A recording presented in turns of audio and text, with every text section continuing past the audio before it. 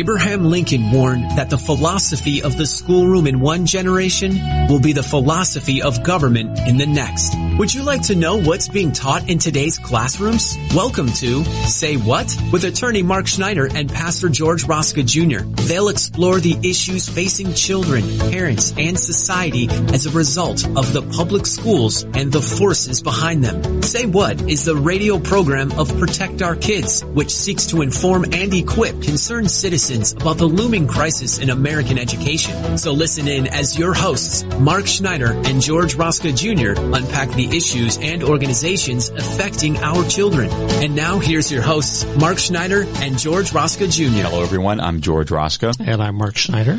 And we want to welcome you to today's episode 44 of Say What, where we talk about the threats to our children in the public school system, including the increasing likelihood, Mark, that the Biden administration is actually behind the effort by the Department of Justice to label and investigate parents concerned about the public schools. And they've labeled us as domestic terrorists. That's right, George. You know, very recently there's been some new evidence that's been made public that paints a very ominous picture of White House collusion and deception. So we want to talk about that today. And I think to start, we should probably, because we've discussed this news item before, but it's probably worthwhile to give some background information for some context. So let's go back a little bit, and we'll start with last year, where parents who were concerned when they found out, particularly back east in Virginia, in Loudoun County, that critical race theory was being pushed on their children, they became upset about it, and they started going to school board meetings. And it got publicized because apparently some of the parents got a little bit exercised and voices were raised, and it became a news item back there. Of course, Virginia is very close to Washington, D.C., so it just makes sense that it got some news exposure. But the thing that really made it take off with the national news is that there was a gentleman whose daughter went to the little girl's room, and she was molested by a young man who identified as a girl. That was his gender orientation. But apparently, he got excited by her. He molested her in the restroom. And the father obviously was very distraught over this and made a little bit of what they thought was a scene at this school board meeting. Well, that's because the school board was trying to hide it. They were trying to hide it. And this poor gentleman was tackled by the police on the floor. They drug him out. I mean, it was, no charges were ever filed against him. It was a very sad affair. But anyway, this news went national. And then it became obvious that parents across the country were doing the same thing in school board meetings. They were protesting against critical race theory being taught without their knowledge, without their permission, to their children.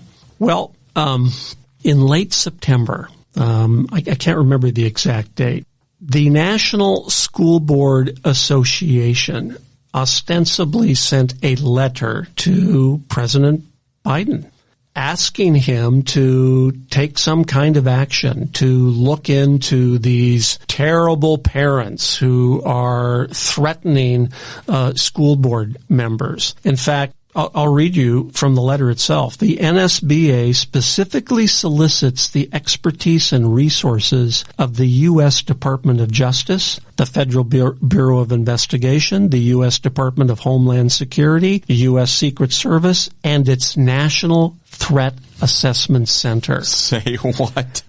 All of these federal agencies they wanted to enlist to essentially investigate and go after parents who are simply expressing their God-given and constitutional rights to be represented at school board meetings, even if their voices were raised on occasion.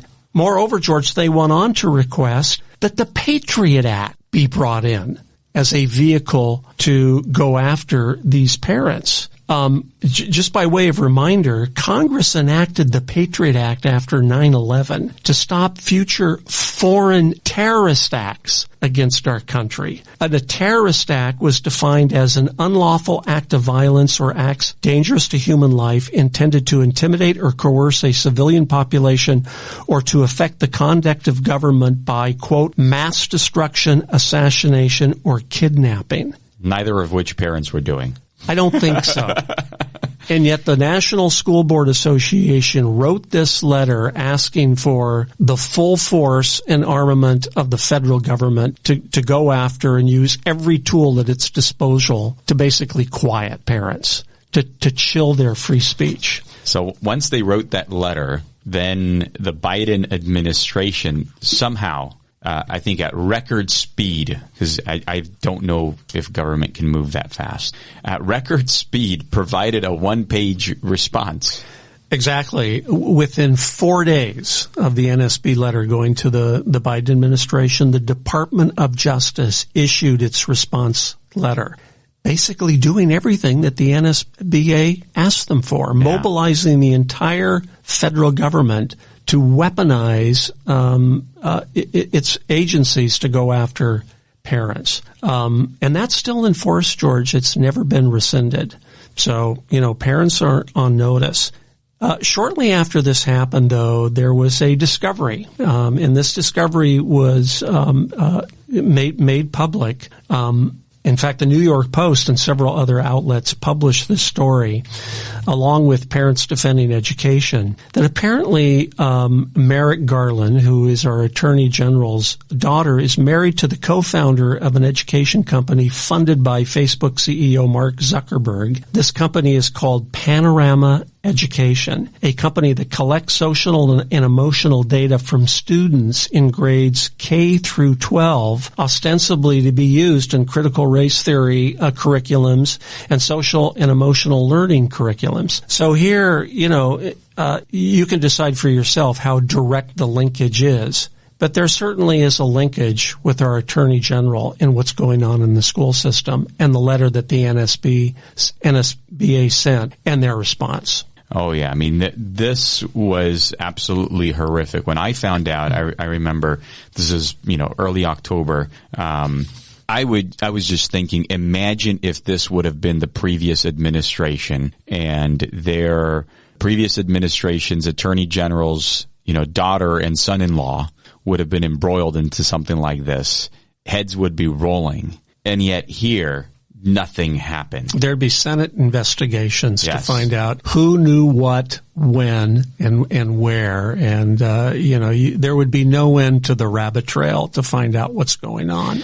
So our partners at Parents Defending Education, they are really on top of this one because they kept on digging. They're like, something just doesn't smell right here. And so they kept on digging. What did they uncover? They did. But before we reveal what they uncovered, there's other organizations and people that were digging into this as well, including a gentleman called Reed Rubenstein, who's an attorney with America's First Legal. And he was one of the first to publicize the fact that there was evidence that officials in the Biden administration at the White House were having discussions with members of the National School Board Association about them writing a letter ostensibly to trigger the federal government's investigation. So it wasn't the NSBA, according to Reed Rubenstein, who originally came up with this idea to ask for help from the federal government to chill parents' constitutional rights. It was the Biden White House who first came up with the idea. So they were just using and hiding behind the NSBA so that way they could say, well, wait up. We got an organization that represents 90,000 elected school board members and they're concerned, so we got to do something. That is the allegation that has been made. In fact, the evidence was so compelling to Attorney Reed Rubenstein that he asked our Inspector General, Michael E. Horowitz, to launch a formal investigation into these facts and to see if it was true now. That investigation, to my knowledge, has never been mounted. So it's still standing there. But it's just unbelievable, George. Now, Parents Defending Education, one of our partner organizations in Washington, D.C., they do incredible work. Well, they mounted a series of FOIA requests to dig in and find out more about this. And what they discovered was that the NSBA knew about this.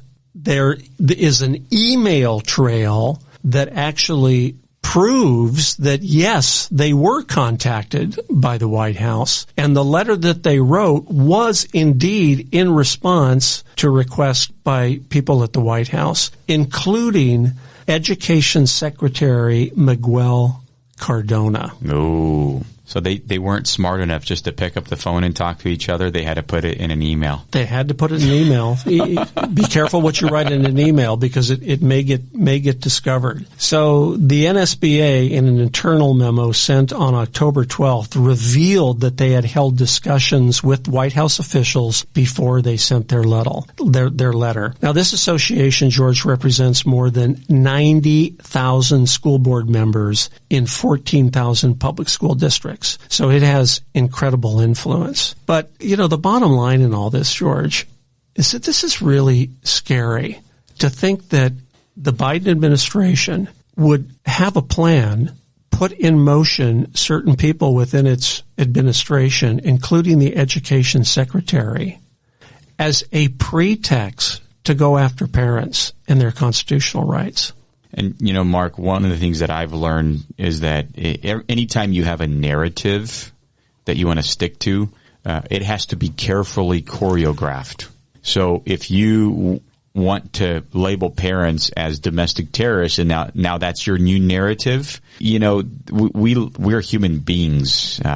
We're, by nature, not organized. We need to be organized. There needs to be leadership. There needs to be strategy. There needs to be tactics. Well, in order for something like this to have occurred, there needs to have been a lot of meetings upon strategizing.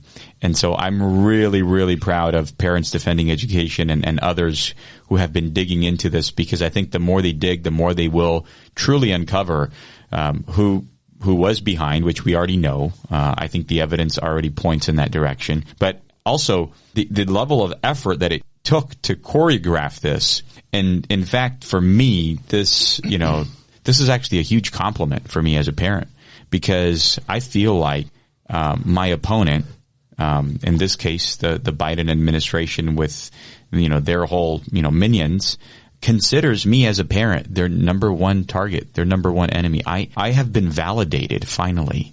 I have been validated that I am a worthy and formidable opponent to them. I guess you are, George. In fact, in the words of the NSBA's letter and the response by the Department of Justice, you could be even considered, quote, a domestic terrorist. Now, we sort of laugh that off, but this is not something to joke about. No. I mean, these are very serious, chilling messages that our federal government now is imposing upon our citizenry. What right is more fundamental than a parent who has children in the public school system to voice their concerns to a school board? And yes, sometimes disagreements happen. And yes, sometimes voices are raised. This is what happens in human dialogue.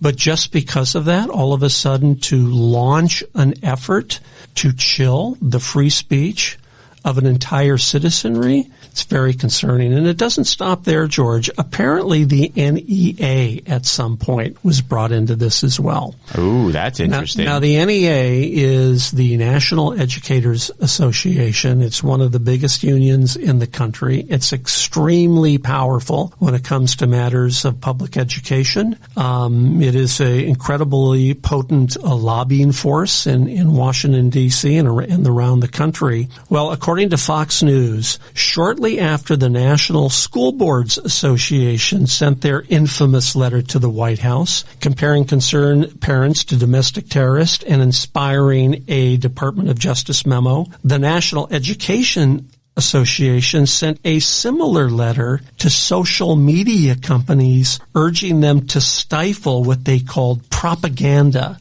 about critical race theory, which had supposedly stoked a small but violent group of radicalized parents, in their words. Wow. And this happened right at the same time that all of these letters were being distributed. This is just all shocking parents. Just if you have been listening to this, just think about it. Think about the level of effort that is being placed to silence our voices. I mean, couldn't the Biden administration have at least targeted maybe Congress, the Senate, the House of Representatives? They're yelling all the time in their committee meetings to each other, and yet that wasn't an act of domestic terrorism. But us going to school board meetings, voicing our concerns over our own children is an act of domestic terrorism. Yeah, and many people like to think that, the teachers are heroes in our society, but teachers are represented by unions, and people want to believe that these unions are out for the best interest of our children's, the teachers and their organizations, and even the parents who are paying for public education. But George, as we've seen too often, the California Teachers Association, this is, the biggest state in the country. It's an incredible, formidable organization. And now the NEA, this letter, this news item shows that they do not have the best interest of parents in their minds. That is not what they're trying to promote. In fact, very, very often, they view parents as the enemies, a force that needs to be resisted, and our audience needs to be aware of that. Well, there's also some very good news as a result of this drama, and I think parents will be very happy to know that at least as it pertains to the National School Board Association, as of January 11th, so I don't have any more current data than that I could find, but this is changing on a weekly basis. But as of January 11th, 2022, the NSBA is formed up of state affiliates. Right. So 49 out of 50 states are actually members of the NSBA. So they have their own state affiliate. Out of those 49 state affiliates, 28 have put out a public statement distancing themselves from the NSBA. Say what? Yes. That's huge. That's is. huge. That's never happened before. It's amazing. And out of those 28, 19 have actually discontinued membership, participation, or dues to the NSBA. Incredible. And that is huge because you talk about the different unions that are being used as apparatuses against parental rights and against our children in the public school system. You have school board members unions, basically. You have teachers unions. You have superintendents union. You have school nurses unions. There are so many unions that I've just stopped counting. American Federation of Teachers. Yeah. And so here is just one of those unions that as a result of some really good work by parents and organizations like ours, they're targeting these efforts and they're making these organizations crumble and go to pieces. So if the NSBA is able to be broken up, I also think that the teachers unions can be broken up. And there are alternatives to teachers unions across the country. There's the Christian Educators Association International, which is a wonderful alternative to, run-of-the-mill teachers unions. It provides all the benefits and more that most teachers unions provide, and yet they do it from a biblical worldview standpoint. And even for school board members, Arizona actually not just discontinued their membership. There were a group of board members who actually started up a brand new organization for school board members that is more in line with supporting parental rights. So I'm hoping that every state goes that route. I do too, George. And it just goes to show that teachers do have alternatives and they need to investigate them. Well, this is such an important matter that I want to read a quote by Harry Truman. A president after World War II, and he presided over our country during the Korean War. And this is what he wrote. Once a government is committed to the principle of silencing the voice of opposition, it has only one way to go, and that is down the path of increasing repressive measures until it becomes a source of terror to all its citizens and creates a country where everyone lives in fear.